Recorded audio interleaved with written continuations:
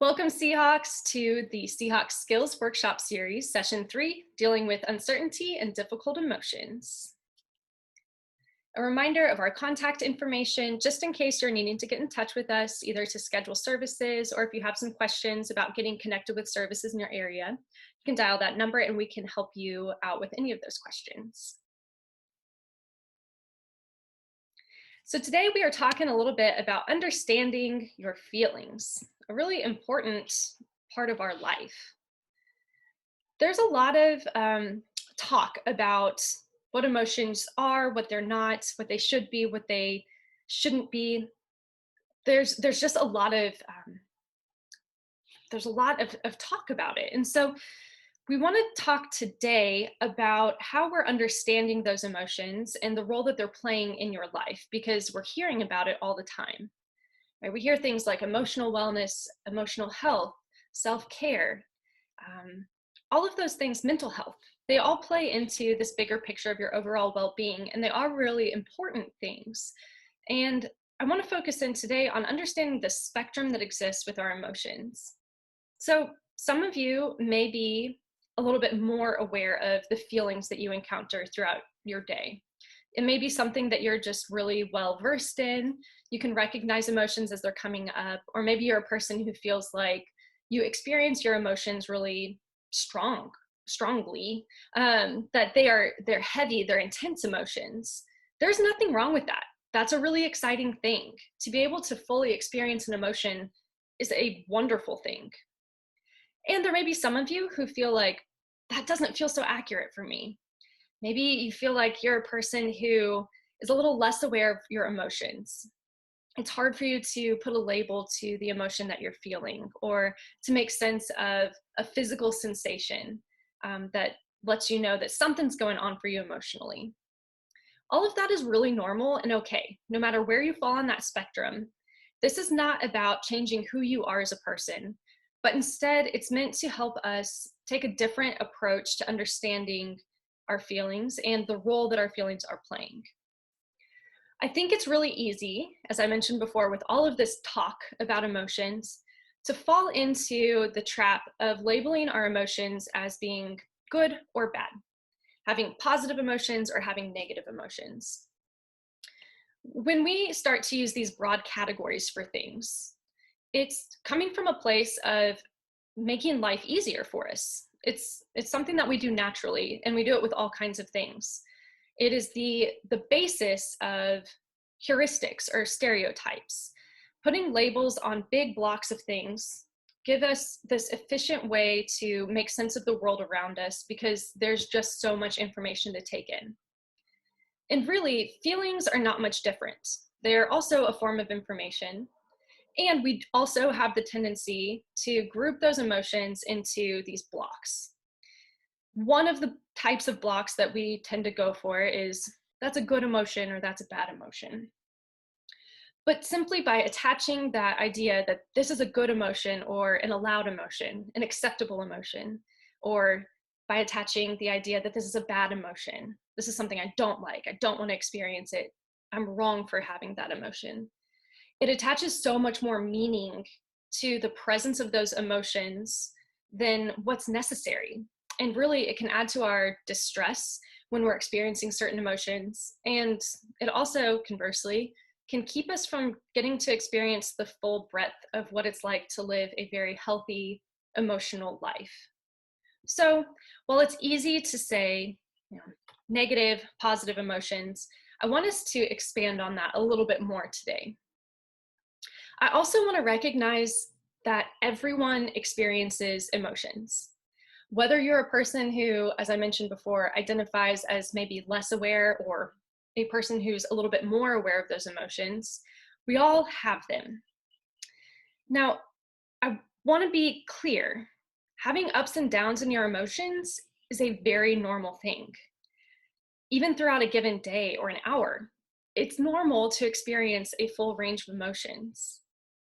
Now, of course, there are extremes that exist, and sometimes we need some extra support to process through those emotions, to make sense of what we're feeling, or to have an outside perspective. And oftentimes people will come see a therapist like myself, when they're feeling that way. Or sometimes people might feel like their emotions are sort of controlling their life, that they can't really get a grip on them and make sense of what's happening. Those emotions are not wrong. They're still not bad to have. It's about the way that the emotions play a role in our life and how we're using them and viewing them as tools in our life. And so I just want to be very clear as we're going into this conversation that if you're a human, if you're anything like me, you're going to experience happiness. You're going to experience sadness. You will feel uncertain, upset, confused, guilty, embarrassed, all of those things, maybe within one given day. Just because your emotions are fluctuating and just because sometimes you feel really upset, it does not mean that you're experiencing a true mental illness. I want to separate the idea that our emotions are something that goes wrong, that it's something bad about us, because it's just not true. Emotions are part of what makes us human and real and able to relate to one another. So let's take apart that thought for a second of feeling like just because I feel sad, there must be something wrong with me. That is not to discount the presence of very real mental illness. And I hope that you all are able to see that. But we do tend to boil things down to this sort of unrealistic boilerplate idea of what an emotion should or shouldn't look like. And I just wanted to work today on trying to break that apart. So one of the ways that we can talk about that is moving into this broader idea of emotions. Now, most of you will probably recognize all of these if you have an iPhone. Move my little picture up out of the way there. I guess it won't go. But there's a reason why Apple, Android, whoever, has created this whole span of emojis, right? It's not just a happy face and a sad face. In fact, there are, I don't know how many, hundreds more emojis than what I have present here. But I just think being able to see this in comparison to that last page, you know, the happy and sad, helps us to just start to get that idea that it's a lot more complex than just feeling good or feeling bad. Sometimes emotions are sort of overlapping.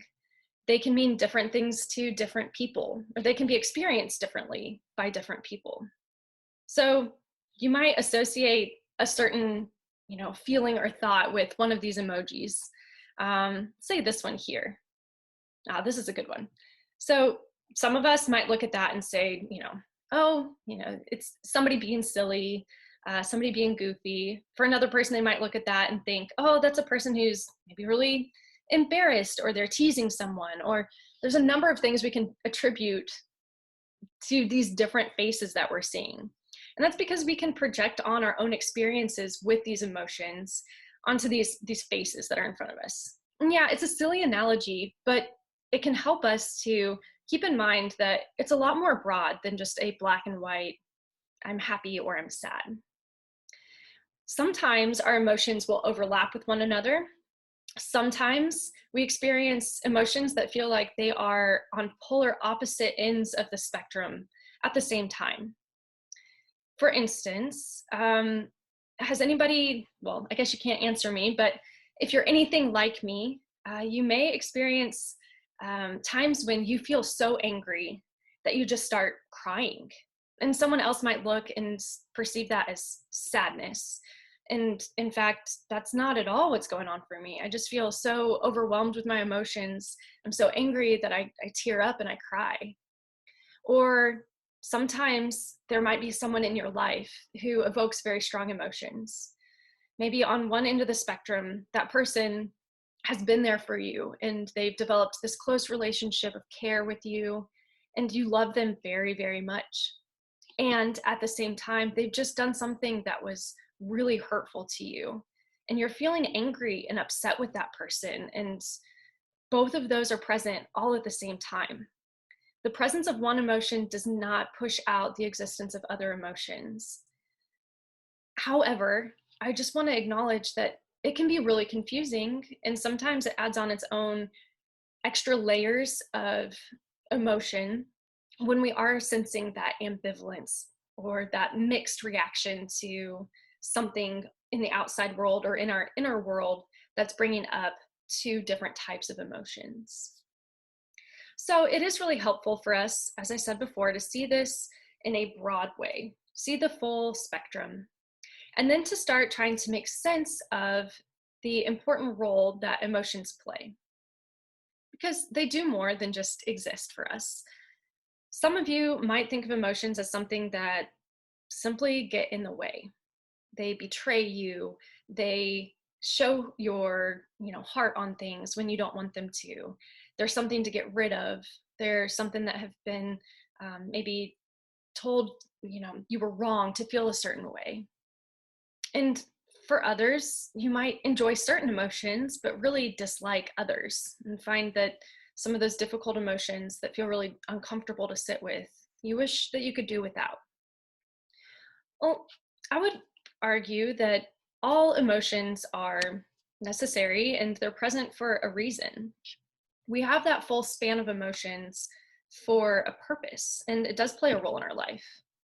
So I've mentioned this analogy before in one of our earlier sessions, but I'm going to share it again because I think it's pretty accurate in the way that I think about emotions, at least.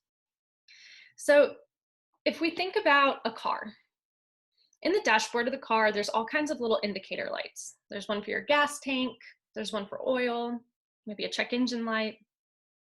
Those indicator lights come on when something else is going on, right? So for instance, you're running out of fuel.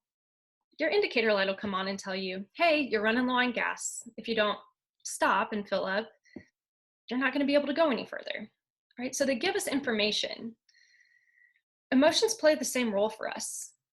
When we start to feel upset about something, we can view it as a tool, as an indicator light that helps us to focus in on what might be going on for us that is off balance or a risk that might be coming up. That is the case for both the enjoyable emotions, the pleasant ones, and also the difficult ones.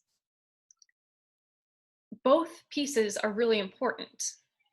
And I think being able to view them in more of a useful light can be really helpful, right? So, for example, oftentimes when we start to feel this sense of anger inside of us, it's because there's some sort of a threat or perceived harm, right?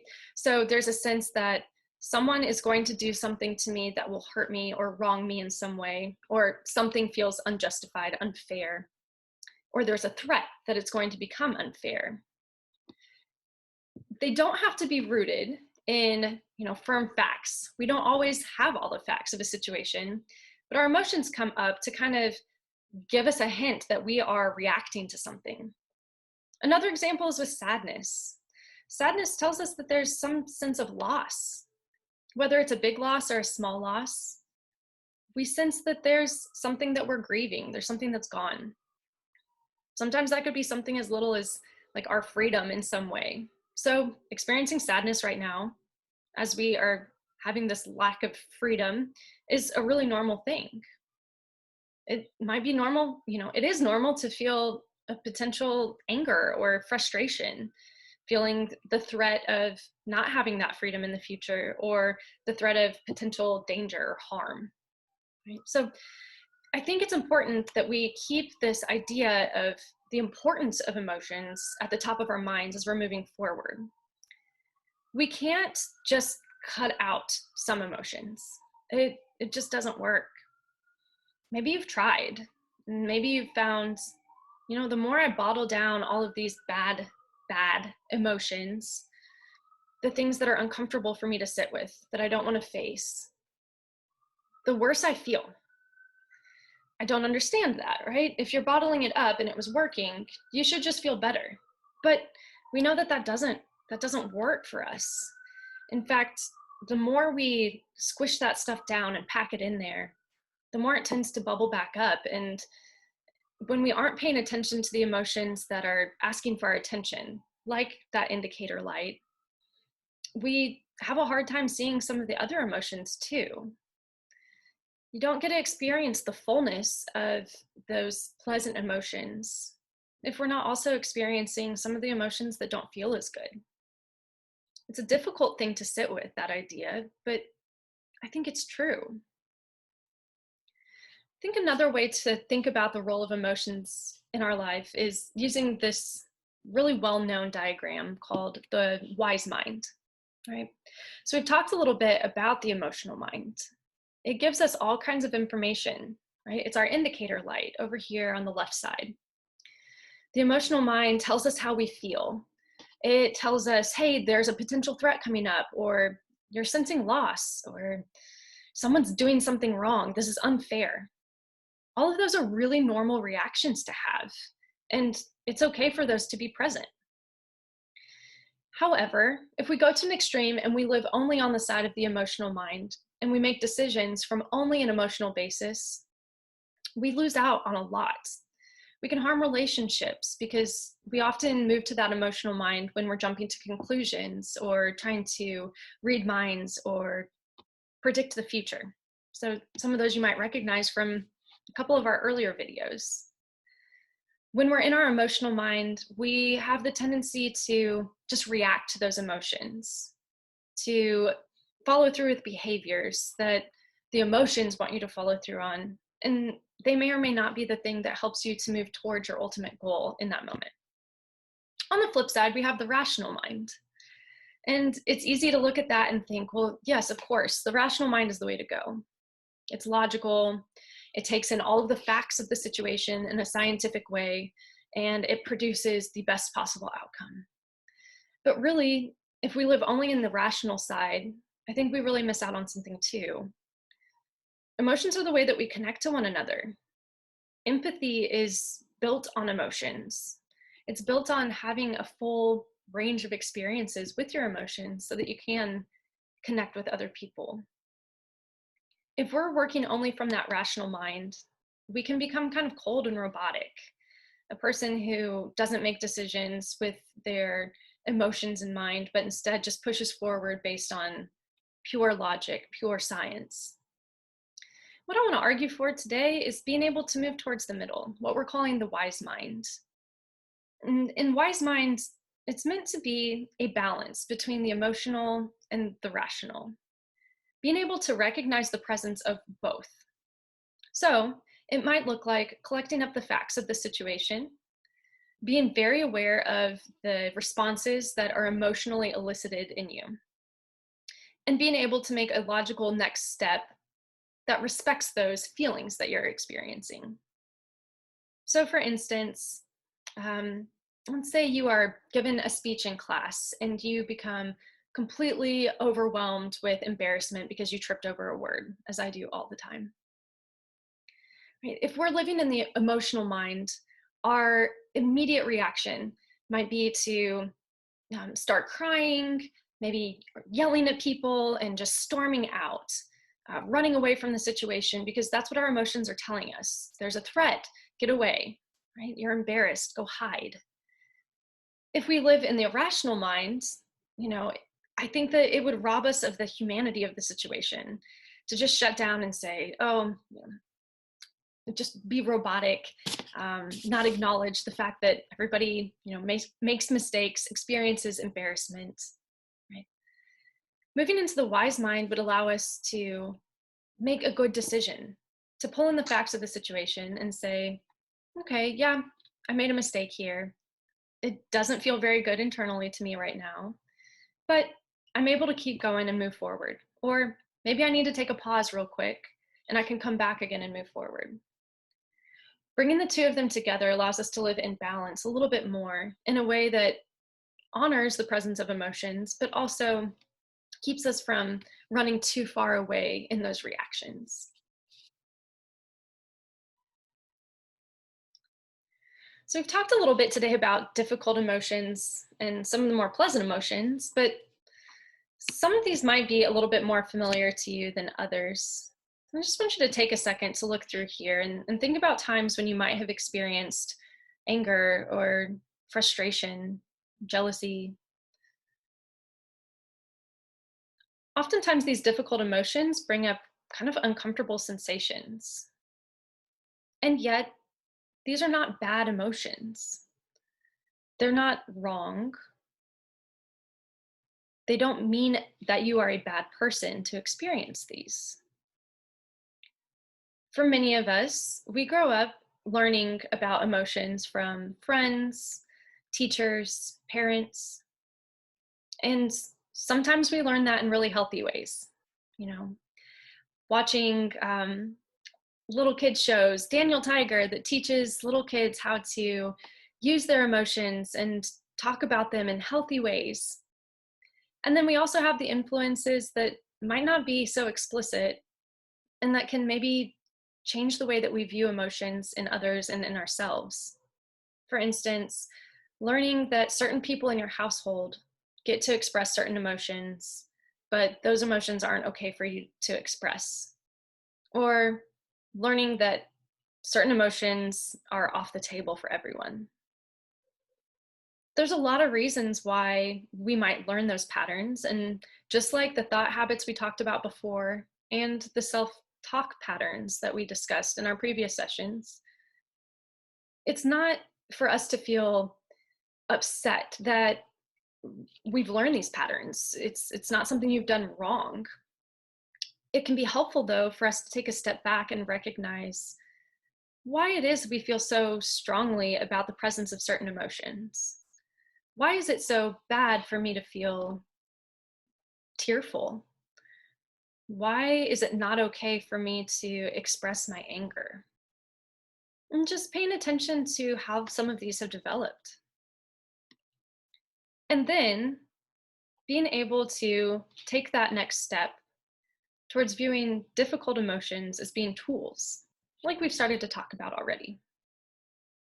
So I encourage you, as you are going about your day and you notice some of these emotions coming up, to take just a second to pay attention to maybe the messages that you've learned around difficult emotions, which are okay for you to experience, which are not, and then trying to figure out, why is that? Why is it that I don't allow myself to feel anger? Why is it easier for me to feel sad than it is for me to feel angry? Once we start to identify these emotions, we can move into making friends with them, because really that's our goal here, to use them as tools, as part of life that we can really incorporate into being a whole, healthy self. So, dealing with difficult emotions can be a challenging process, especially if it's something that you're newer to. And for some of us, that's a very real thing. Sometimes when we've learned that only positive emotions are acceptable, it can be really scary to think about sitting with difficult emotions when they come up. And so we shy away from them. We don't want to talk to people about them. Maybe we don't want to even acknowledge them in ourselves. So I want to walk through this little diagram here and talk about a couple steps to face those difficult emotions when they do come up, because they will. It's a part of life. So first off, I think it's most important that we face the emotion. We have to acknowledge that that difficult emotion is present and that it's kind of tugging at us. Because when we bottle that back down, as I said before, it doesn't tend to go very well for us. So the first step is just becoming more aware of what you're experiencing, both mentally and, importantly, physically. Some emotions hold really strong physical components. And especially for those of us who have learned not to allow certain emotions to be as present, we can start to experience those physical sensations maybe more strongly or before we experience the mental part of the emotion. So, for instance, perhaps you feel your stomach tightening up and your chest tightening and the muscles of your neck are getting tight. And that lets you know that maybe you're feeling some anger. Or maybe for you, that looks like worry. Now, there are common things that we experience physically with these different emotions, but that doesn't mean that there's only one way that we experience them. So learn for yourself, what does it feel like when I am angry? Pay attention to what those physical markers are. And keep in mind that emotions are complex. So while all of this is written in singular, keep in mind that sometimes it's plural. We have to face the many emotions that we're feeling. Next up, we want to try to just identify the emotion, to understand and perhaps label with a name what that emotion is. We want to make sure that we're doing this mindfully, though. It's easy when we're labeling something to attach a judgment to it without maybe even intending to. So keep in mind that we want to try to approach it without needing to call it good, bad, right, wrong, proper, improper, but instead just to say, I guess that's anger that I'm feeling right now. And then we want to move forward into accepting the presence of the emotion. So at this point, we can learn to self-validate a little bit. Validation feels really good to us, whether it's coming internally or externally. Having someone tell us or telling ourselves that what we're feeling isn't necessarily right or wrong, because validation is not saying that someone's correct, but instead saying what you're feeling is understandable, it makes sense, and it's real for you. Whether it's based on facts or not is not part of the question right now.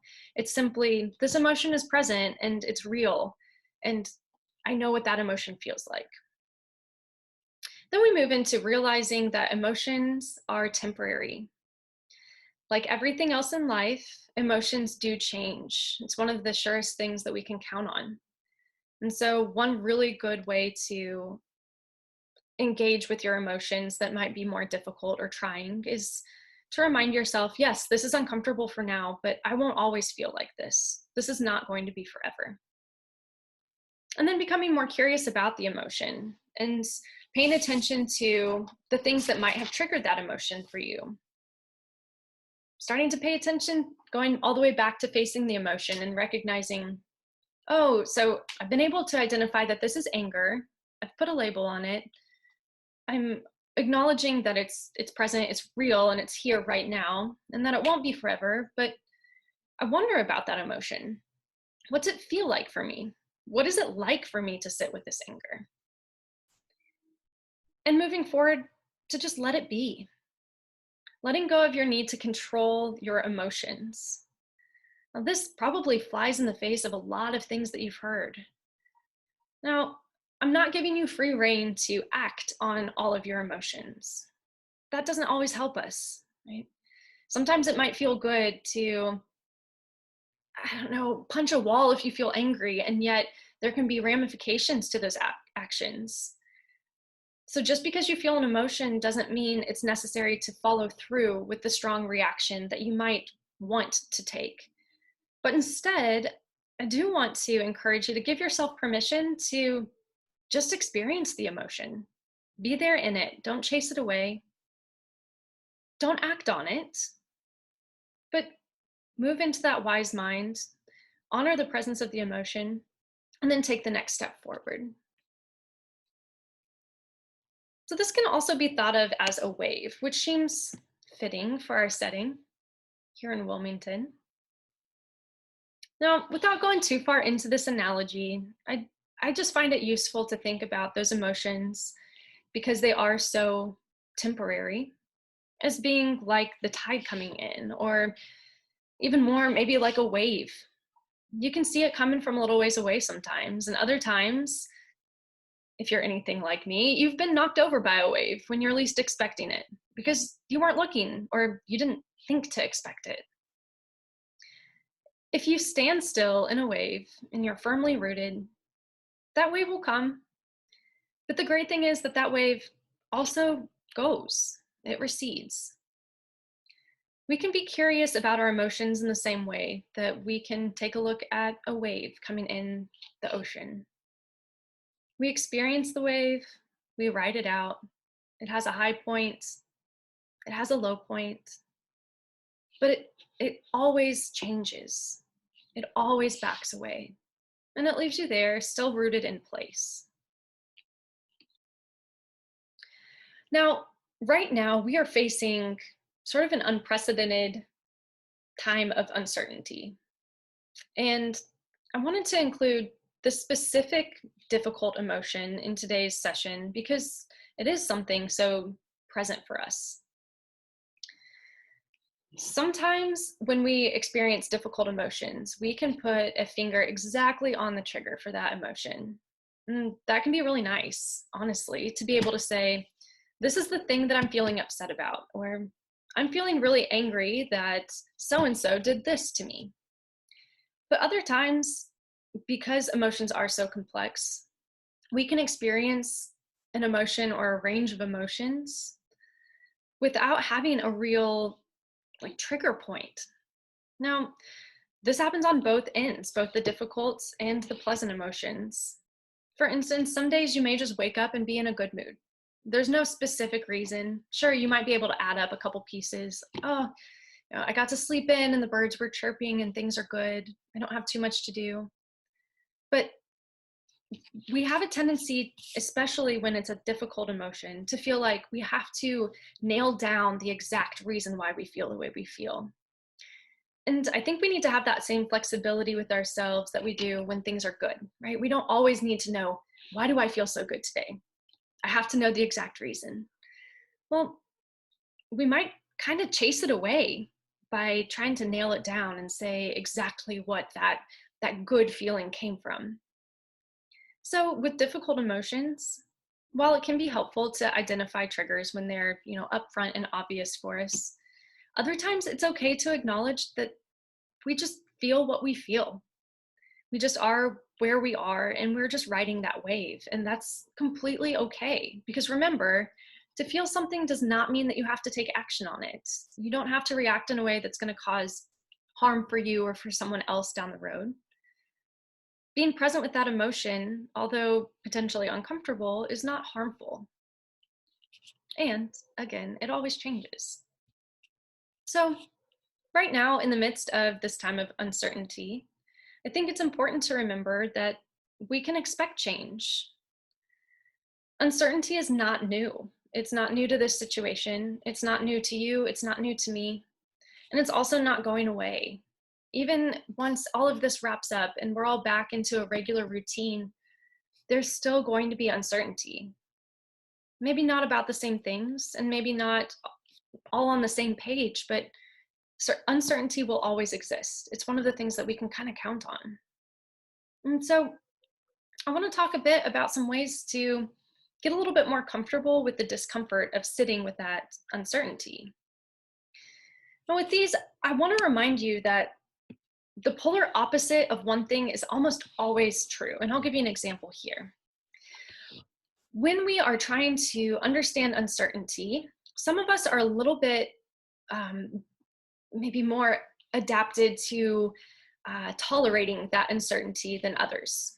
And as with everything else, there are 1,000 reasons why that might be the case. But when we are a little less tolerant and uncomfortable with uncertainty, we move towards some of these behaviors, like worrying, seeking reassurance from others in a way that sort of takes away our own power, maybe making lists to the detriment of our own productivity, double checking things over and over again in a way that's not helpful, productive, refusing to delegate because we feel the need to be in control, engaging in procrastination or avoiding something altogether because we are fearful of that uncertainty, or engaging in distractions that keep us from experiencing the uncertainty. Now, all of those can become very problematic for us when we are uncertain and we're having a hard time tolerating it, right? So worrying too much can cause us a lot of anxiety and put stress on us, and seeking reassurance can put a lot of strain on a relationship. But at the opposite extreme, I think it's also important to note that for many of these things, we can count on them as being kind of good checks for us along the path when they're not overused. So it's okay to ask for help. It can be helpful to make lists. I'm a list maker. Double checking things can be useful. Being able to take responsibility for things can be helpful. So at both extremes, we can see how these things can either help us or hurt us. You want to pay attention to the way that these things are affecting you and your relationships with people and your ability to be your best, most productive self. Now, I say all of that before getting into the meat of it, because I think we need to have some markers to help us understand, oh, why is it that I'm worrying so much more lately? Or, man, it just feels like I feel really clingy. I feel like I just need a lot from people right now. I am having a really hard time letting other people take control over things, right? Some of that can stem from our desire to impose control on the situation around us. So, something I think is really helpful is to draw this little diagram out for yourself. In the big circle, you can put in all kinds of things that you might worry about. And in that smaller circle, we want to think about what's controllable. Because when we're dealing with uncertainty, sometimes there are pieces that are within our control. But often the reason it's uncertain is because it's outside of our control. And that can be a hard thing to sit with, right? That's why it's a difficult emotion. So, being able to write out the things that do fall within your control can help you to gain a sense of balance and feel like you do have a little space and ability to do things. So, thinking about, for instance, let's say finals are coming up here soon. There are a lot of things to worry about with finals coming up. Something that you might worry about could be I'm worried about what my overall grade's going to be in this class. Well, I would actually argue that that kind of falls into that outside circle. It's an outcome, and we can't control the future. We can't control outcomes directly. We can control other things, like the amount of time that we spend studying, whether or not we email our professors to set up an extra meeting, ask for help, do the homework, right? There are practical steps, process steps along the way, and those things can fall under your control. But being able to recognize the boundary of that control, what you can do something about and what you can't, can be really helpful for us as we're understanding this picture of uncertainty. So spend a little time as you have uncertainties come up for yourself. Whatever it is you're worried about, if it's getting a job or making friends in a new city, figure out what are the things that I do feel worried about, acknowledge those, and then pay attention to what of those are within your control.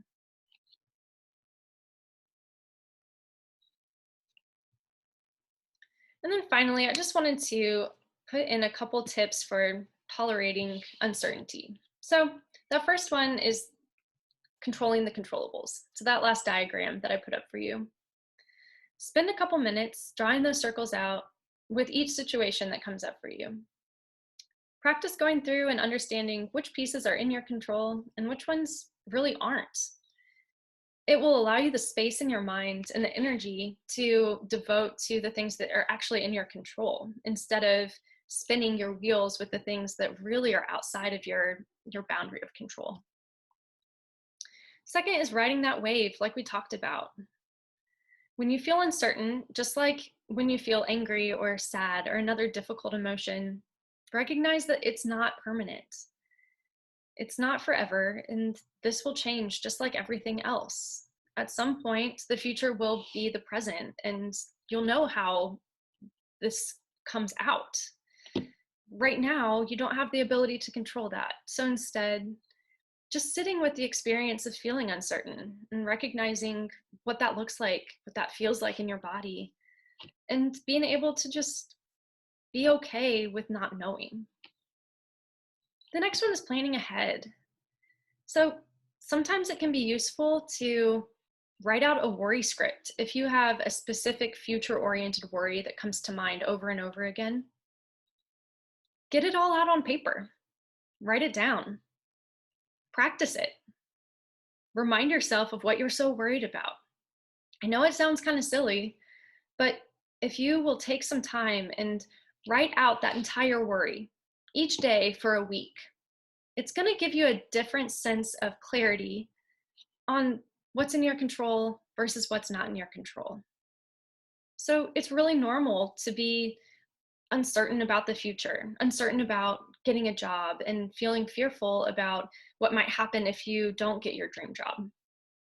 But being able to go through the practice of planning ahead and writing that out, writing down exactly what your fear is, what it would look like for you to not get the job, what it would feel like, how other people might react, and how that might make you feel.